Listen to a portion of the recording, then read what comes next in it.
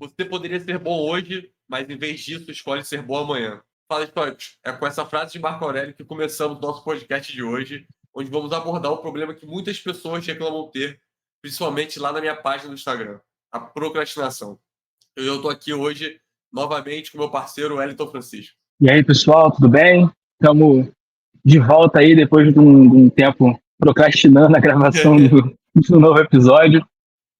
Mas vamos lá, é um tema interessante que acredito que todos nós, em algum momento da vida, temos que conviver com isso e vamos discutir um pouco o tema aqui para tentar compreender melhor os motivos, as causas, o que isso acontece com a gente, algumas dicas para superar, né? Então, vamos lá, o tema é interessante. Estou empolgado para voltar a trabalhar com o Vitor aí depois de um tempo distante. Isso aí. Procrastinação, a gente pode até, é bom a gente começar definindo, é basicamente quando a gente realmente começa a adiar as tarefas que a gente tem que fazer. Pode acontecer por diversos fatores, né? Pode ser por desejo de ser perfeccionista, pode ser por falta de motivação e, consequentemente, vão apresentando diversas consequências negativas na nossa vida, né? Eu abri uma caixinha lá, eu vou trazer algumas perguntas que o pessoal fez durante esse episódio para a gente conversar aqui hoje, tentar ajudar vocês a passarem por isso. E o primeiro passo é vocês entenderem que é do ser humano reter energia, né? Nós evoluímos para reter energia, por isso que a gente acaba engordando. É natural a gente procrastinar, não é algo que a gente primariamente tenha que se sentir mal. A procrastinação é algo natural. Só que, se a gente quer alcançar nossos objetivos na vida, se a gente quer viver uma vida realmente significativa, nós precisamos reverter isso, reverter este algo natural. Né? Porque algo é natural que a gente tenha que aceitar como ela é. Por mais que seja algo natural, como a morte, por exemplo, a gente não muda a morte, a gente pode mudar a nossa procrastinação.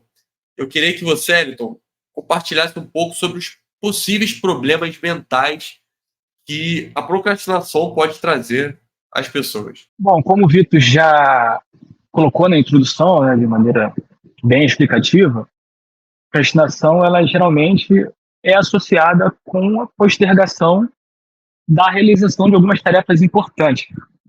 Mas se nós formos pensar com um pouco mais de cuidado e avaliar de maneira um pouco mais ampla esse tipo de situação, ela pode revelar algumas coisas muito mais complexas e muito mais profundas do que nós podemos imaginar. A procrastinação pode sim causar impactos significativos na nossa saúde mental, porque se nós formos avaliar assim, de uma maneira mais profunda, a procrastinação surge, né, ela por si só já deveria ser considerada um problema quando a origem dela é uma dissociação do pensamento e o ato. Você muitas vezes planeja levantar e fazer exercício, você fica deitado descansando, tira aquele cochilo. Você planeja na hora do almoço, às vezes no trabalho, voltar a estudar, ler um livro, fazer alguma coisa, mas você tira aquele cochilo. Ou você planeja sair e resolver algum problema, revisar aquele seu documento que você precisa ir no cartório, mas você se distrai consumindo algum tipo de conteúdo na internet ou fazendo qualquer outro tipo de distração. Então, é uma desassociação, uma disrupção entre o que você está pensando e o que você está fazendo. Além disso, a procrastinação ela nunca vem sozinha. Ela sempre vem acompanhada de algumas emoções, como o sentimento de culpa. E o adiamento constante das nossas responsabilidades pode nos levar a um ciclo vicioso, onde a procrastinação gera cada vez mais culpa, aumenta a nossa resistência, né, em enfrentar nossas obrigações, executar aquelas atividades que estão planejadas. E esse ciclo, ele pode contribuir para o surgimento de alguns problemas um pouco mais graves, em situações mais agudas, né, desencadeando e terminando numa depressão ou numa ansiedade. Uma vez que a procrastinação ela é levada por períodos muito longos, que você vai adiando aquela tarefa, adiando novamente, e por consequência você não tem tempo de fazer algumas outras atividades que você conseguiria fazer se não tivesse adiado a primeira, que vai virando uma bola de neve e chega num ponto de que todas as coisas que você tem para fazer geram uma cobrança excessiva por parte das pessoas que estão à nossa volta, de nós para nós mesmos, uma cobrança ali é, de não estar performando bem, fazendo aquilo que nós deveríamos fazer, e um tempo muito longo, né? Isso torna quase que impossível você fazer qualquer coisa, porque todas as suas tarefas estão muito acumuladas e você não tem para onde sair, você se perde, não consegue fazer mais nada. Então, toda a sua vida sai do seu controle e tá tudo lá, esperando para amanhã, para depois, para depois. Você não consegue mais encerrar esse ciclo que uma procrastinação na outra, depois outra, e isso acaba escravizando a gente, sem deixar que nós venhamos a avançar na nossa vida, nas coisas mais simples do dia a dia. Exatamente. Uma das coisas que as pessoas mais costumam reclamar é a falta de motivação. Uma das frases que eu gosto bastante de Nietzsche, acho que é talvez a minha frase favorita, e olha que Nietzsche nem é um estoico, onde ele falava que quem tem um porquê aguenta qualquer como. Então, quando a gente tem um objetivo de vida, um sentido de vida, um porquê de fazer as coisas, a gente consegue reduzir essa falta de motivação. Porque nem sempre realmente a gente vai querer fazer o que a gente precisa fazer. É muito mais confortável ficar na cama assistindo Netflix, ficar vendo um filme, assistir uma série. Só que nós temos alguns deveres nas nossas vidas. Eu estou até lendo o livro Dois Deveres de Cícero, fica já aqui uma indicação muito boa para quem estiver assistindo a gente no YouTube ou escutando a gente pelo Spotify, que agora a gente também está no Spotify. Então nós temos alguns deveres a realizar conforme a gente vai passando a nossa vida. E nem sempre a gente vai estar motivado. Só que a gente tem um porquê. Se a gente tem um porquê de viver, a gente vai lembrar, assim, a gente vai pelo menos se ligar e falar: opa, eu não posso ficar aqui o tempo todo, eu tenho o meu momento de relaxamento, eu tenho o meu momento de curtir aqui o meu Netflix, as outras coisas, os meus hobbies. Só que eu também preciso agir na minha vida, eu preciso atuar na minha vida para fazer as coisas que têm um significado. Porque eu tenho um porquê, eu tenho objetivos de vida, eu tenho sonhos, então eu preciso agir no aqui e agora, que é o presente, é o que nós temos hoje, para alcançar esses objetivos, para viver uma vida significativa, para a gente realmente não chegar no fim dela e se arrepender de não ter vivido de uma maneira significativa. Não é nem de ter, aqui é onde as pessoas costumam se enganar, que elas acham que aproveitar a vida é curtição, ir para festa, beber, comer, sendo que não é isso. É você viver de uma maneira significativa. Uma maneira significativa, por exemplo, é você ter um tempo de qualidade com sua família, você ler um bom livro, você fazer algo que vá de acordo com os objetivos e com o que tem significado para a sua vida. E você, Elton, me fala aí, o que, que você costuma fazer, principalmente nessa nova fase de vida que você está passando agora, né, de novo trabalho, de estar um pouco mais longe, o que, que você tem feito para combater a falta de motivação? Bom, a minha vida ela mudou muito, né? Minha rotina do fim de agosto até agora. Eu me mudei de cidade, comecei a trabalhar para uma outra empresa e é normal que muita coisa fique para trás, né? Muitas coisas que eu acreditava que eram problemas, eles simplesmente desapareceram de um dia para o outro. Não passar mais por um caminho todos os dias elimina um problema que impactante na minha vida, que era de repente enfrentar o trânsito daquele caminho, enfrentar aqueles engarrafamentos, o dia a dia ali, aquele transtorno de estar se deslocando em uma cidade grande, muito populosa, e ao mesmo tempo muitas coisas que você tem como objetivo, hoje eu vou sair daqui, vou ali naquele restaurante X e vou jantar ali. conseguir fazer isso, ou não vou conseguir no aniversário de um parente que está aqui perto de casa, isso meio que desaparece, porque você não está mais vivendo naquele lugar. E quando você passa a ficar, né, a maior parte dos dias sozinho, de segunda a sexta, eu estou longe da minha família, volto nos fins de semana, então é um prato cheio para você ficar o tempo todo adiando as coisas que você tem para fazer. Se você está sozinho num quarto de hotel, não tem por que você levantar e arrumar a cama, que você faria em casa todos os dias. Não tem por que você varrer o chão naquele momento, você está sozinho. Não tem por que você, de repente, buscar uma boa alimentação ou se exercitar. Não tem ninguém vendo, você está ali meio que totalmente isolado. Nessas horas que a disciplina e esse motivo, o porquê, te ajuda a não deixar as coisas para depois. Quem trabalha viajando provavelmente já passou por esse tipo de situação muitas vezes. Aquela coisinha que você, por estar fora do seu ambiente de trabalho rotineiro, você acaba tendo outras atividades, o dia passa rápido, aí fica faltando só aquele relatório que você precisa escrever só mais uma coisinha, e você pensa, quando chegar no hotel, eu completo esse relatório e envio esse e-mail.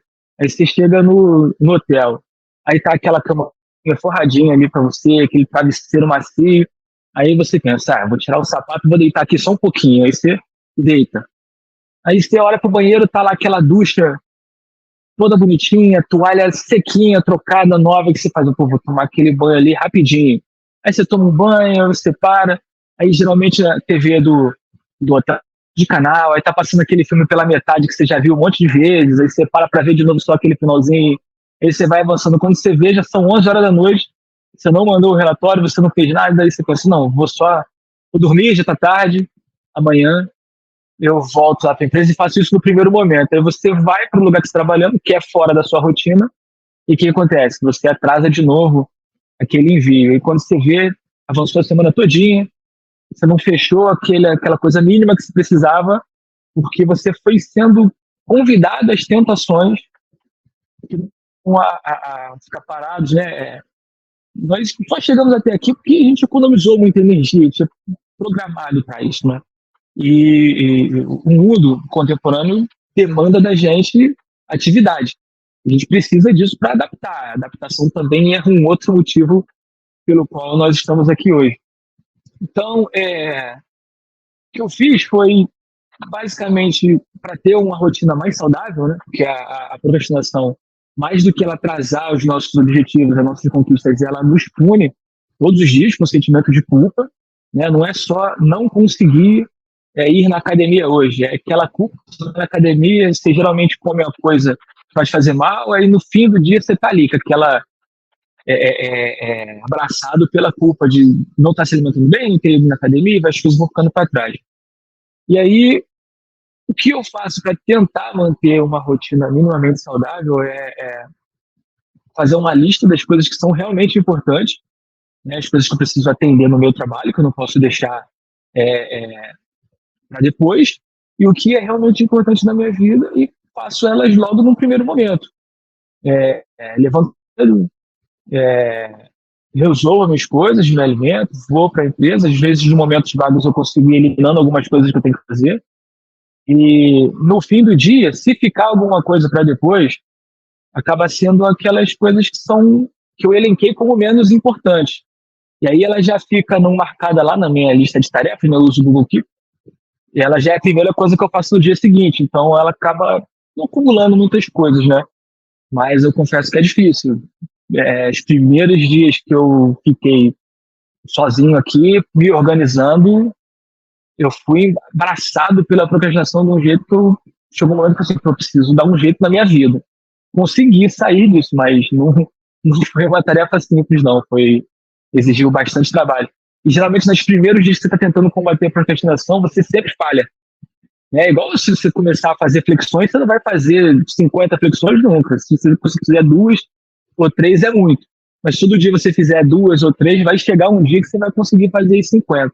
Então, assim como qualquer exercício mental, de leitura, fazer cálculos, ou exercícios físicos, né? Você correr cada vez mais, pedalar cada vez mais, o exercício de superar a procrastinação, ele é um trabalho de formiguinha que você vai fazendo dia após dia, né?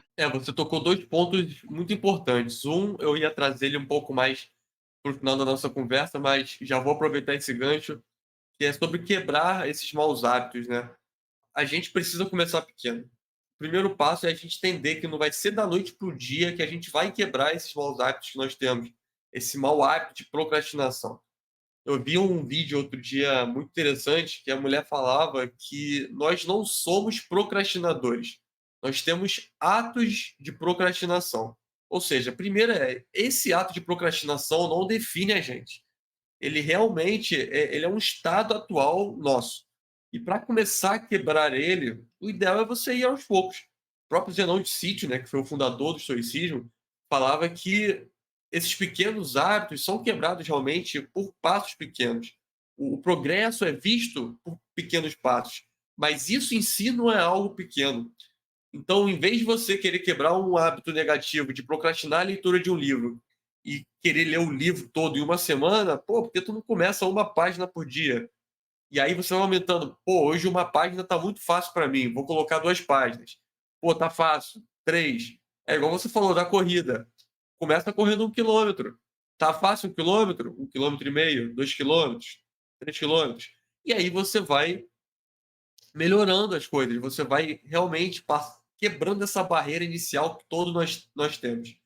Principalmente por falta de motivação, por achar que não vai ser capaz, por medo de, seja lá, por querer ser perfeccionista. Toda essa fase de arrebentação, né, a gente passa por ela com pequenos passos, com pequenos novos hábitos. Aí sim a gente vai conseguir adquirir um novo hábito. E um outro ponto muito importante que você falou é sobre a gestão de tempo.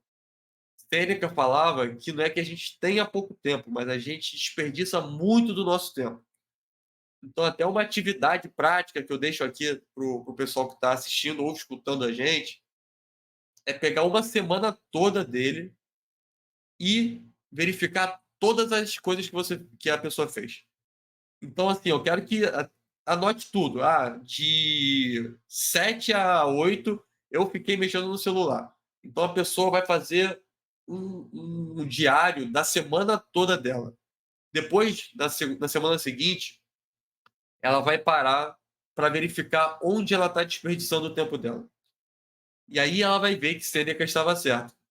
Que a gente não tem pouco tempo, a gente só desperdiça muito desse tempo. E aí vem uma nova prática na segunda semana que a pessoa tem que fazer o que Marco Aurélio falava. Pergunte-se a todo momento se isso é realmente necessário. A todo momento que você estiver fazendo algo, você deve se perguntar: isso aqui que eu estou fazendo é necessário? Se não for, para de fazer. Porque diversas vezes a gente está lá rolando o feed do Instagram sem propósito algum, só buscando aquela dopamina barata que não vai fazer bem para a gente, de modo algum. Claro que tem o seu tempo para você ir lá, ver um meme, dar umas risadas, isso é normal, todos nós fazemos isso. Só que o problema é que quando você cai naquele buraco e você não consegue sair, e aí você começa a procrastinar. Você tem que fazer você tem que fazer uma leitura e você não faz, você tem que ir para academia e você não vai, você tem que fazer algo e você não faz porque você perdeu o tempo ali, você não se perguntou se aquilo ali era realmente necessário. Então eu quero que vocês façam essa atividade em 2 semanas. Na primeira semana você vai fazer um catálogo, você vai catalogar tudo o que você fez, cada hora do seu dia você vai escrever. E na semana seguinte você vai ver, ó, aqui eu desperdicei meu tempo, aqui eu desperdicei, sem medo de se cobrar não, porque você precisa se cobrar, você precisa verificar onde você tem que melhorar. E aí na semana seguinte você vai pegar, eu costumo fazer isso no domingo. Eu pego o meu domingo à noite e eu começo a programar minha semana. Você não tem que programar hora por hora no seu dia. Você não precisa ser um louco microgerenciador também do seu dia. Mas você precisa separar pelo menos as coisas mais importantes que vão fazer sentido para a sua vida. E você, como é que você costuma fazer gestão de tempo? Como é que você costuma trabalhar em cima disso, né? Então, como o Vitor estava dizendo, eu fiz realmente, eu não tinha toda essa capacidade técnica, não implementei essa ferramenta da forma como ele falou, mas eu comecei a mapear as coisas que eu estava fazendo. Eu fiz meio que o contrário, né? Eu joguei lá o que eu precisava fazer. E ali eu chegava no final do dia, às vezes eram poucas tarefas e eu não conseguia completá-las. E a partir daí eu comecei a ver onde eu estava gastando tempo. O telefone, eu não sei como funciona, quem conhece, mas no Android, pelo menos no Samsung, você tem a opção que ela chama bem-estar digital. Lá você consegue ver os indicadores dos dias, das semanas, o tempo que você fica com a tela acesa e o tempo de tela que você gastou em cada tipo de aplicativo. É um controle nativo que tem já no celular. Ele você consegue ver onde você está gastando o seu tempo. Se você que às vezes a gente acaba colocando muita culpa no dispositivo, no nosso celular, mas ele na realidade é só uma ferramenta, né? Ele tem um monte de funções.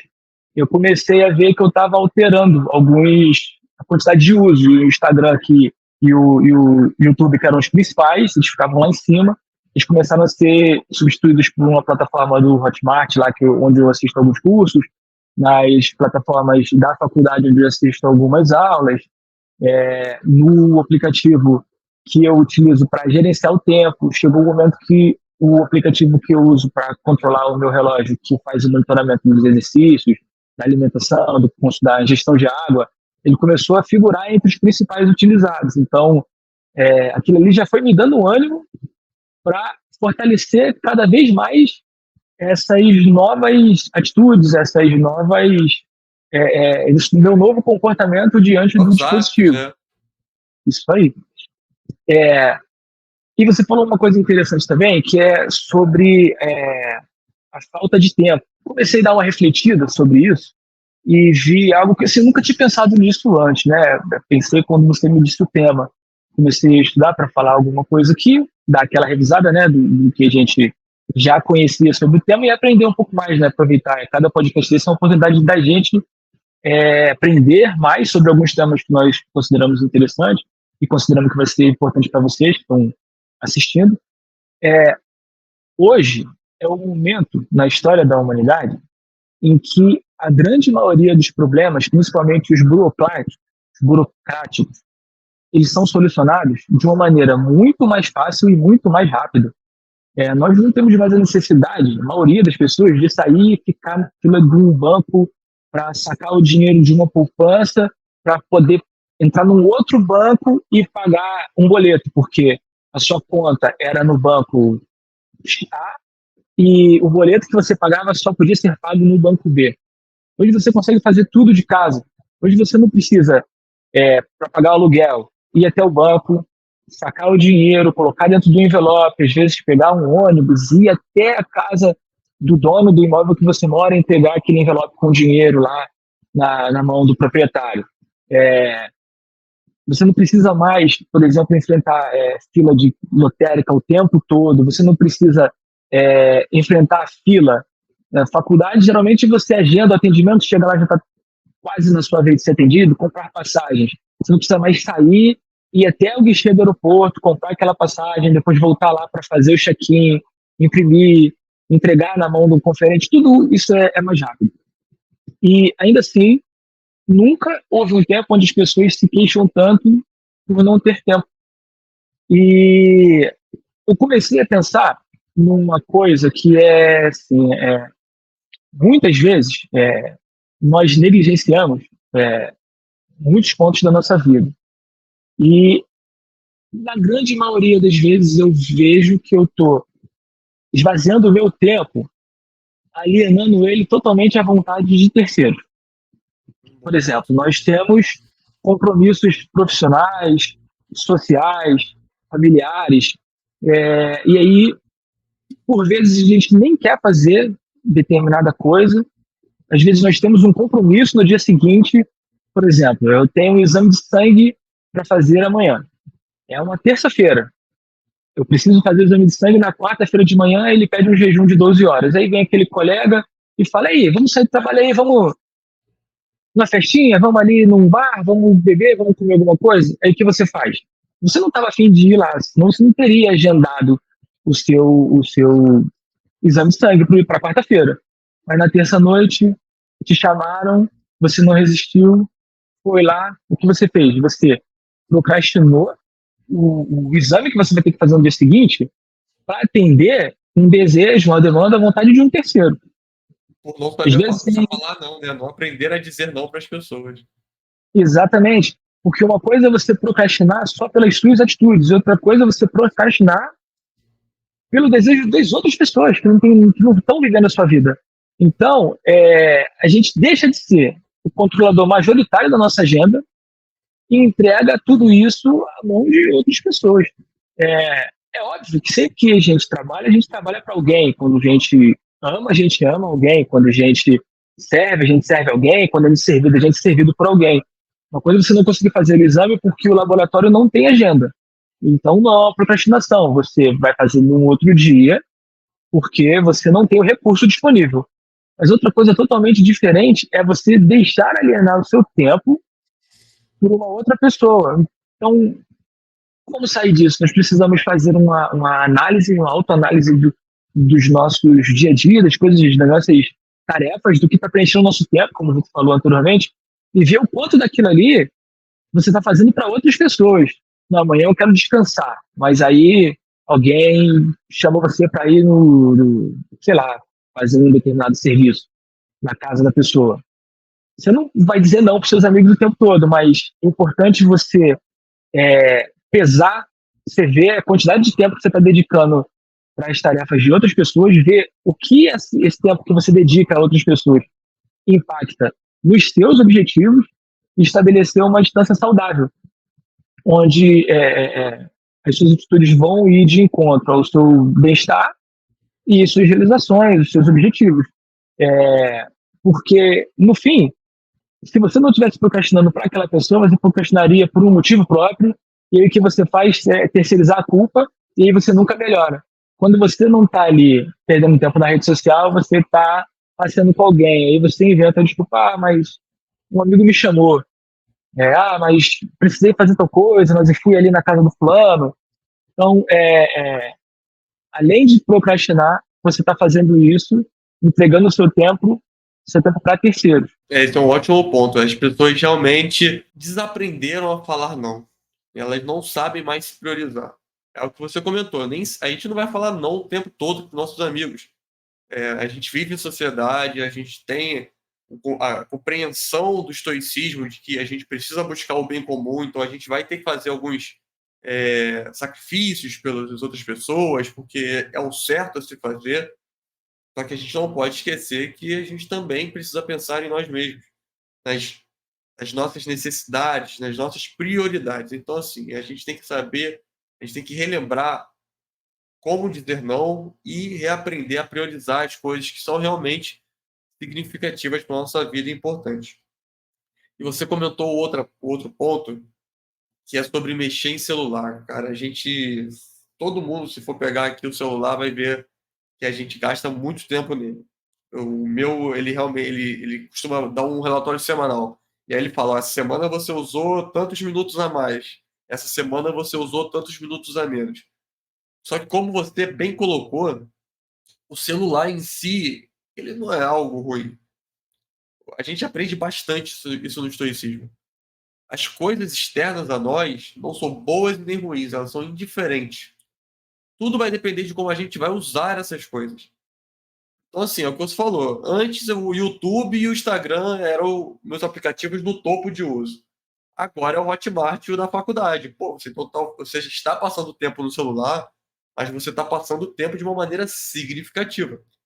Em vez de você pode passar de maneira significativa no Instagram, no YouTube, dá sim para você assistir vídeos educativos, posts educativos, é o que eu tento fazer lá com a minha página, só que nem sempre você vai estar nesses momentos utilizando de maneira significativa. Então, o ideal não é que você precisa largar o celular para sempre, deixar ele de lado. Você tem que aprender a utilizar mais essa ferramenta de uma maneira inteligente.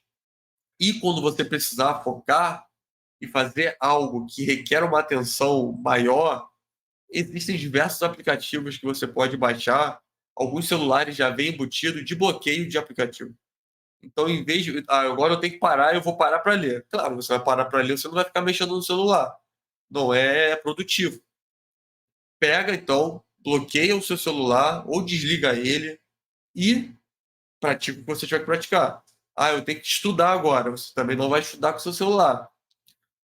Pega, bloqueia os aplicativos, principalmente aqueles aplicativos que a gente costuma utilizar com mais frequência para gastar tempo de maneira inútil, digamos assim, né? Pega, bloqueia esses aplicativos e começa a estudar, mas eu preciso fazer uma pesquisa. O seu celular ele vai estar funcionando para você fazer as pesquisas do seu estudo ou do livro que você está lendo. E não para você ficar entrando em rede social e utilizando o tempo de uma maneira que não é significativa. Uma coisa também que é importante é se gerenciar a quantidade de notificações que você recebe. Boa. Tem alguns aplicativos que você precisa da notificação. Se você tem um aplicativo que ele te lembra de beber água, ele tem que estar com a notificação ativa. Mas alguns aplicativos tipo Uber, você precisa de notificação de promoção do Uber. Não tem necessidade disso. Quando você quer chamar um carro, você abre o aplicativo e chama. Você precisa de notificação do iFood. Se você estiver com fome, você entra lá e verifica o que você quer comer. Então, às vezes até o próprio YouTube ele fica te jogando um monte de notificação de alguns canais que você não quer ver, ou que ele sugere porque você viu algum outro. E não, às vezes nem precisa você mexer no celular para perder o foco. Se você tiver com o livro na mão, lendo, ou fazendo qualquer outro tipo de atividade, ou escrevendo alguma coisa, um texto, ou estudando, fazendo uma prova, aí a notificação tocar, aquilo já vai ativar em você a necessidade, a curiosidade de pegar aquilo ali para ver o que é. Nem que seja para você ver, não é nada, é esse aplicativo que eu não preciso verificar agora. Mas você vai parar e vai fazer aquilo. É isso, só da luz ligada no celular, tu já perde o foco. Tu já olha pro lado. E aí, se tu pega, tu começa a procrastinar.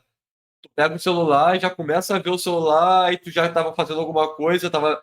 Quantas pessoas hoje não estão vendo um filme, o celular tá do lado, a luzinha aparece, a pessoa deixa o filme rodando e começa a mexer no celular. Eu mesmo já fiz isso várias vezes, sabe? Só que é questão da gente começar a se situar para evitar essas procrastinações na nossa vida. A gente está acostumado a viver num mundo, num ambiente hiperestimulado. Nós estamos o tempo inteiro fazendo um monte de coisas ao mesmo tempo. Nós nunca fizemos tanta coisa ao mesmo tempo. Dificilmente a pessoa hoje consegue sair na rua para ir no mercado sem estar com fone de ouvido, escutando alguma música, ouvindo um podcast ou uma aula. Às vezes até o conteúdo é significativo. Ou não consegue tomar banho sem botar alguma música para tocar, ou lavar louça, ou fazer algumas atividades que são simples, básicas, sem estar com essa hiperestimulação. Então, você está acostumado a fazer um montão de coisa. Então, você decide, agora eu vou escrever um post para colocar lá na minha página no Instagram, no meu perfil. Você parou para fazer aquilo, mas você está meio que condicionado à hiperestimulação. Aí a notificação é um convite a você voltar para esse hábito que você acabou construindo, que é de fazer muitas coisas ao mesmo tempo. Exatamente. E, cara, tira o celular de perto. Tem que fazer alguma coisa que vai precisar da sua atenção, uma atenção maior sua. Tira o celular de perto, bota em outro cômodo. Eu, principalmente à noite, quando eu e minha esposa a gente já chega em casa da academia, eu já deixo o celular em outro cômodo. Eu só pego o celular que vai por conta do despertador perto da hora de eu dormir. Então eu boto lá perto, porque eu sei que eu vou precisar acordar com o despertador. Mas, no geral, eu deixo o celular longe para não ficar realmente caindo nessa vontade de mexer e utilizar ele e deixando de fazer o que eu preciso fazer, entendeu? Procrastinando, conforme a gente procrastina bastante com o celular. Os telefones hoje eles têm um mecanismo de propaganda muito avançado. Às vezes você comenta sobre alguma coisa, pesquisa uma vez e ele vai ficar te mandando produtos semelhantes. Quantas vezes eu imaginei assim, no fim do ano, de repente eu vou comprar determinada coisa, um relógio. Aí ele começa a me mostrar um monte de relógios. Às vezes eu entro para ver o que aconteceu. Eu vou lá no Instagram só para ver um meme ou outro, dar um pouco de risada, ver quem escreveu alguma coisa para mim, coisa básica. E aí aparece o anúncio. Depois você clica no anúncio, você está lá. Você já está rodando o feed de anúncio. Você não está nem mais olhando o que você queria. E aí, quando você para de ver aqueles anúncios, você volta para aquela primeira coisa que você estava querendo fazer.